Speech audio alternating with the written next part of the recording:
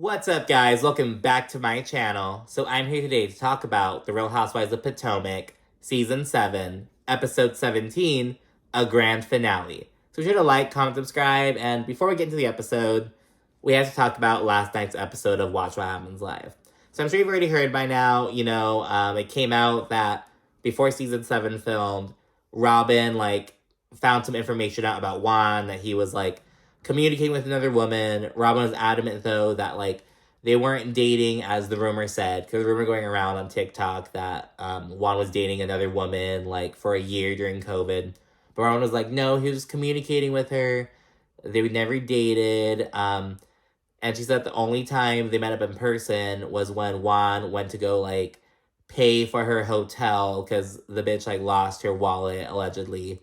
And he just left right afterwards. So that's what Robyn was saying. And yeah, she was on Watch What Happens Live, and Andy was kind of grilling her for fucking keeping this off of the show. He's like, we talked about infidelity, pretty much the entire fucking season. From, episode 1, it kind of came up, the stuff about, oh, Chris, blah, blah, blah. But, yeah, it never came up at all during the entire season, and yeah, so Robyn, it seems as though she got, a special one-on-one sit-down with Andy going on in part 3 of the reunion. We'll see if that comes out, but yeah, she was on Watch What Happens Live, and Andy was like, you're on reality TV, your expectation is, that you would, share your life, but Robyn's saying, oh, it wasn't, we'd already worked past it by the time filming began. That's what Robyn's saying. It's just girl, so I don't know, people are kind of buzzing about whether Robyn should be, demoted, or whether, because she kept this major, Juan has been, whether she's gonna get back together with Juan or not has been her storyline, the entire fucking time. So now it's girl, I don't know. A lot of people are displeased with that, but, yeah, so it's the Robyn bullshit. But anyways, let's get into the episode now. So there's Ashley, she's with Dean, they're going to take a little mommy-son date at a little restaurant, and Dean's having a little meltdown. But yeah, so they sit down, and Ashley tells Dean about their new home, because Ashley and Michael found this house in Arlington, Virginia. It's not official yet. She basically, she put an offer. Basically, everything's lining up. She just has to, sign for it. I think she'll end up moving in October. But yeah, so it's not official yet, but it's damn near close, it seems. And she says she's glad that Michael's taking care of it, because she's like, there's a lot of correspondence and blah, blah, blah, a lot of back and forth. She says that they wound up doing the process through their joint LLC, and she says that's just a financially better decision.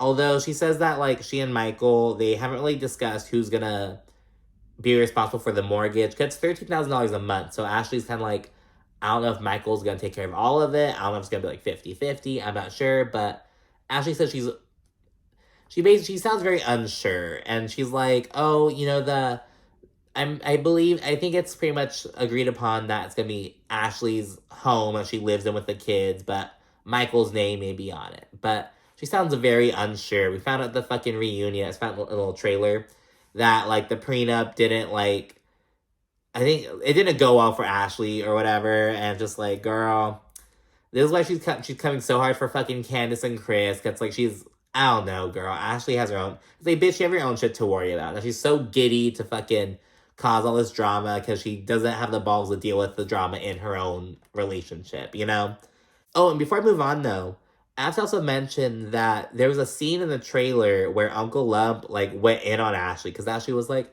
I don't know if I kind of want to get back together with Michael. And Uncle Lump was like, oh, get some help. What's wrong with you? Get some help. And they cut it out of the season, I think. I don't know if I, don't remember it, but, I'm pretty sure they cut it out of the fucking season. I was, waiting for it. I was like, where's Uncle Lump reading Ashley down? But they must have cut it out. But anyways, there's a little montage. Only noteworthy things that Candiace is preparing for the Insecure video release party. Everyone's calling it the fucking album release party, though. It's no, it's a video premiere thing. So yeah, doing that. Then we see Karen. She FaceTimes Mia, and because remember, everyone's at the bachelorette party in the last episode except for Karen and Wendy. They weren't invited. And so Mia's sharing that, she wound up getting sick at the fucking strip club. She had a chicken wing and she got sick or whatever. And Karen's like, you got to give up the dirty bird. Because Karen's all over, she's over the dirty bird. She got rid of all her chicken. And so that was kind of funny. Like, please give up the dirty bird. There's a little resurfacing this thing earlier this season. And then Mia tells Karen that Charrisse was talking some cash money shit about her, while in the bachelorette party. And she specifically says that Charrisse mentioned that Karen gets down when she gets drunk. And she'll fuck random people in the bathrooms. She brings up that, she allegedly fucked a waiter, like a server or a bartender at this club when you were with her. And Karen, she's just like, did you defend me? Like, she asked if Mia defended her. And Mia's like, well, it was basically like, so what are you saying? Like, what are you telling me? Because remember, they're all drinking and stuff, and it's tea, so she's like, girl, like, what are you saying? But yeah, Mia's like, well, no, I was kind of just like, what? And then Karen's kind of pressed because she's like, oh, well, I would have defended you. Like, if we're friends and we're in a better place, like, you should defend me if people are saying these things about me. And Mia's like, I probably should have. So yeah, Karen says that Mia's in timeout, but, so, I don't know, because, like, what is Mia supposed to say? It's like, she doesn't really know Karen like that. It's like, well, girl, maybe you were hoeing around like 8 years ago. I don't fucking know, but I think on the flip side, Mia could have at least been like, that doesn't sound like the Karen Huger I know. You know what I mean? I think that would have been enough for Karen. Like, doesn't sound like Karen. Like, oh my gosh, like, what? Like, doesn't sound like her at all. Like, you know what I mean? Maybe that. But again, you can't really speak to that because, like, you don't fucking know. So, I don't know, but Karen does say that Charrisse is dangerous and an unreliable source, and so she's not really worried about it. Now we see Robyn, and she has her parents, Gladys and Guy. They come over, and it's kind of seeing the put-together house. They haven't really seen it with all the furniture and shit, so she's kind of checking it out, and Robyn then sits down and tells them about their plan to fucking get married while they're in Jamaica for Juan's brother's wedding. And she's like, I think it's just going to be us four. Like, just me, Juan, and the boys. And Robyn's mom, Gladys, is visibly upset. She's like, I deserve to be there. I have the right to be there. And Robyn says, like, if I let you guys come, I'm going to have to invite, like, all of our siblings, all of our cousins, aunts, uncles. I'm like, bitch, no, you don't.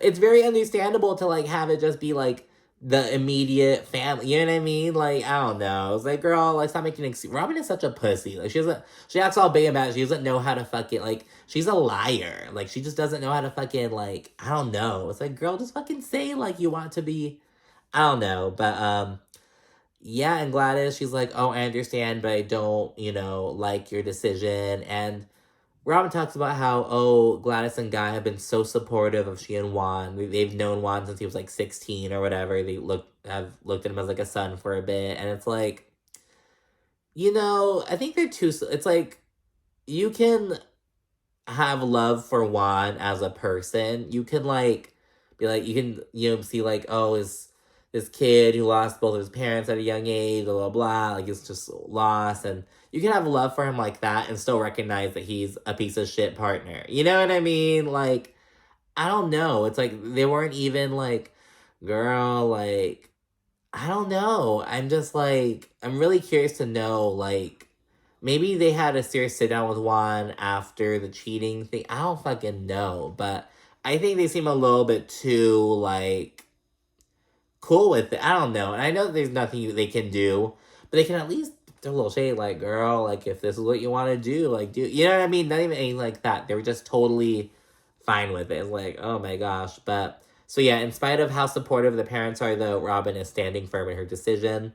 We then see Mia and Gordon. They go to a doctor's office, and she says that Tess ruled out, like, life-threatening diagnoses and everything, but she still has a swollen lymph node, so she has some shit to take care of. And so they talk to the doctor, and the doctor basically says that Mia has a skin condition, and she actually says, like, it's a rash. So I don't know if she's saying that it is a rash. She's saying that similar, like, it's, like, just on the skin, but yeah. And then the fucking editing is, like, going back about how Mia initially thought it was cancer, blah, blah, blah, but it's actually just a rash. But, I don't think it's, like, we all know what the rash looks like, fucking... we can see, like, beauty marks pop up and it winds up being something nefarious. Like, we all know, you know? So I'm like, I'm not gonna talk too much shit about me. Like, you know what I mean? Like, at this point. Like, yes, like, do I think she should have posted the fucking thing on Instagram? No, I don't think she should have, but I don't know what the rash looks like. I don't know, you know, how extreme it is, but Mia says that she's relieved to know she'll live on. She fucking says that. I'm like, oh my god. But she's going back in 1 month for additional testing. And now we see Gizelle. She was with all three of her daughters at this little ice cream shop, candy shop kind of thing. Gizelle sits with them. She tells them about this date she recently had with this guy named Steve. She's known him for like 30 years. She took him as a date to some event like 3 years ago. He took her out to a date. The girls don't give a fuck though. And then they get to more serious matters though. And Gizelle tells them about how she needs to have surgery. Tells them about how it's gonna be for her uterine fibroid, how it's really big. It's in her uterine lining, stuff. And it's really serious, but then cuts, like, the twins asking these fucking questions. Like, one of them's like, I think she mixed up the uterus with the bladder. She's like, wait, how do you pee? And Giselle's like, how do I pee? And the other two are like, stop, girl, stop. Like, no. So that's one. And then the other one, she's like, wait, so it's just the uterus? And like, what's gonna happen with the ovaries? It's gonna be floating there? And it's just so funny because Giselle's like, Jesus Christ. Jesus Christ. So what are the ovaries gonna be? Just sitting in your stomach? Yes, the door. Are they just gonna be floating? I don't know. That was a really fucking funny scene. All scenes with Gizelle and her kids are like nice scenes, but it's just really funny. And then Gizelle gets serious again. She speaks on like the impact of the procedure. She's like, I feel like when they take my uterus out, it's gonna be like, it's gonna impact my womanhood in a way. But her daughter's showering her in support, and yeah, and Gray, she's even like, oh, like, you're gonna skip the menopause phase, like, you know, just straight to that, you know? So they're being really supportive. Gizelle winds up getting the surgery after the season wraps, and so yeah, it's all good. And then we see ladies are kind of getting ready for Candiace's event, and it's Karen and Wendy. They're on FaceTime with each other. And Karen just filling Wendy in, because remember, Wendy's the only one who wasn't at the bachelorette party, just like Karen was. So she's like, girl, like, look at how these bitches are fucking doing me when I'm not even there. So she's telling her about it, and yeah, just kind of filling her in. Karen says that the comments are disparaging and disgusting, and Mia didn't stand up for her. And Wendy comes through with a Dr. Martin Luther King Jr. quote. She's like, sometimes it's not the, what was it? Sometimes it's not the voice of our enemies, but the silence of our friends that ring the loudest. And it's like, oh, like, okay, Wendy. Okay, Dr. Wendy. But yeah, people then begin rolling into Candiace's event. Everyone thinks it's a fucking album release. It's like, it's a video premiere. Giselle has a little interaction with Chris. She's like, hey, how's it going? Chris says, you know, like, oh, I'm doing well. Like, it's going well. How's it going with you? And very surface level, but kind of shows how they're still cordial. And again, you know, like, Giselle was invited to this event, so it shows that, like, Candiace is still, you know, okay with her, so that was interesting. And then we see Jasmine Brand there, and it was funny because they showed, like, they identified her, like, later on, but I, like, recognized her. Like, is that Jasmine Brand? Good little fun fact, I actually used to write for the Jasmine Brand. That was my first job in, like, writing, media, stuff like that. So I was really excited. I worked there for 7 months, from April to November 2021. No, April to December, the whole thing. I was like, oh my god, that's the old CEO of my old job. But yeah, Karen rolls in, and Giselle senses that she's, like, steering clear from Charrisse. Ashley then tells Wendy what Mia said about her at the bachelorette party, about how, like, oh, Mia was saying that you wanted her box, and you were, like, all hot for her. And Wendy's like, no, Mia said she wanted to eat my pussy. Like, what? And Mia's like, girl, if you want it, all you have to do is ask. Like, being a little flirt. Yeah, so Wendy's like, no, she wanted me, not the other way around. But, so yeah, Candiace then gives a sweet speech. The music video premieres. And Mia, she's like, oh my gosh, I mean, this is so much better than in the parking lot. And she's like, the budget is no longer low, honey. It's just like, Mia, like, girl, like, just constantly trying to put other people down when she's the one who's now in fucking financial ruin, financial instability. I won't say ruin. But yeah, then Robyn arrives right after the video premiere, of course, and she was at her future sister-in-law's bridal shower. So she's like wearing white and all done up for that. But yeah, then Gizelle and Karen, they're up chit-chatting, and Karen, she, says about how Mia filled her in on what happened at the bachelorette party. And Giselle's like, did Mia tell you that she called you a prostitute? And Karen's like, no, she left that part out. And Mia didn't call Karen a prostitute. She just asked if they were, she's like, oh, are you saying that Karen's a prostitute? Like, she asked that in response to Charrisse's allegation. And Giselle's like, I just don't want there to be any gray area, and I want to give Mia the opportunity to explain herself. But she straight up admits, I'm just being messy. Okay, I'm being messy. And I think Gizelle and Ashley came with that game plan, just cause a mess. I'll go into why in a little bit. They then call Mia over, and Karen has Ray excuse himself. She's like, baby, you don't need to hear this. Go over there. And Mia explains, I didn't call Karen a prostitute. I asked if she was... I was asking questions. And then Karen's like, I don't feel like defending myself tonight. Like, this is stupid. She's kind of just disengaging. She's being a Meredith from Salt Lake City. And then Charrisse floats on up, and she kind of addresses Karen. And Karen, again, disengages. She's like, I don't even know why you're breathing in my airspace. Karen's not here for Charrisse. And yeah, Charrisse is like, nothing that I said was a lie. And then Karen just gets Ray and storms off. And then, but Mia catches up with her, and she tells Karen, hey, can we have a little sidebar? Because, there's some more that you should know. And Mia says that, there's some rumors about Karen hooking up with this restaurant owner's best friend, that she allegedly hooked up with him in the bathroom. And what Mia is basically saying, she's trying to basically defend Charrisse and say, girl, I heard this about you, like, last year. And I don't think Charrisse had anything to do with that. So, like, it's not just coming from Charrisse, girl. That seems to be the intention of the conversation, but Karen says it's some bullshit, and she also says that she, in the confessional, she's like, I had my people look into the restaurant, and they don't even know who Mia is. So Mia's talking out of her fucking ass. And I'm like, okay, Karen. But yeah, Karen and Ray finally leave, and Robyn's like, this is a pattern. When it gets too hot in the kitchen, Karen just runs off with Ray. I'm like, girl, like, shut up, Robyn. You have no room to talk right now. Fucking liar. Gizelle and Ashley's messy asses then say that they've been waiting to chat with Chris. I think it's the first time that that they're in the same vicinity as him since the whole drama came out. And they say they want to clear the air like adults and whatnot. And it's like, all of a sudden. But I don't know. I think this might be the first time that they have the opportunity to chat with him. But it seems kind of weird that they, like, both are so determined to chat with him coming into Candiace's event. But first, a little group moment between the ladies. They bring a fucking Karen prop. They bring a fucking stanchion. Shout out to Whitney from Salt Lake City, but the red carpet rope kind of things.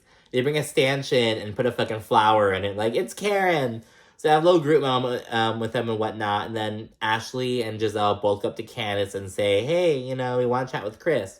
But Candiace is like, I don't think Chris is open to chatting tonight. He kind of doesn't want to take away from any of, like, my moment and whatnot. And Ashley gets all defensive, though. She's like, oh, well, like, how do you know that I'm gonna be hostile? How do you know it's my intention? And it's like, well, bitch, this is a good indicator, like, first of all. But Candiace is like, well, girl, we just don't know. Like, we just don't know with you. And Ashley's like, okay, well, I'm grown. I'm gonna go talk anyways. And she fucking makes her way over, and Candiace is like, incoming, look out. Like, she warns fucking Chris. And so Ashley goes up to Chris. She brings up his tweet about how people who lie on him will be sorry or whatever. She says that it seemed threatening. And Chris says that he was upset. And Ashley's whole bullshit with him was disrespectful and just fucked up. And just straight up not cool. And he's like, yes, if you lie on me, you will be sorry. Because it's not gonna fucking, like, it's just gonna be okay with you just lying on me. That's what Chris says to Ashley. Ashley says she gets it, but she says that some of Chris's comments and actions were just questionable. And Chris gets really pissed off. He starts cursing at Ashley and shit, and he just storms away, and Ashley's acting all dumb, like, what did I do? I didn't do anything wrong. We're adults. I don't know what I did. I didn't say anything wrong. But yeah, Chris is pissed. Candiace goes fucking chase after him, and she says that she's done trying to fucking forge a friendship with Ashley. She's like, it's not worth it. Her intentions are not good, so hopefully Candiace fucking remembers that this time. But yeah, and Ashley's just like, I didn't do anything wrong. We're adults. Just acting like a dumb bitch. It's like, girl, if you're gonna cause a mess, own it. There were little end cards, nothing too noteworthy to be honest. Nothing that we like don't already know what's gonna happen. 2 months later, we see Robyn and Juan get married. It's August 24th, 2020. It's their wedding date. And it's right outside of Baltimore. Like, they're in Maryland.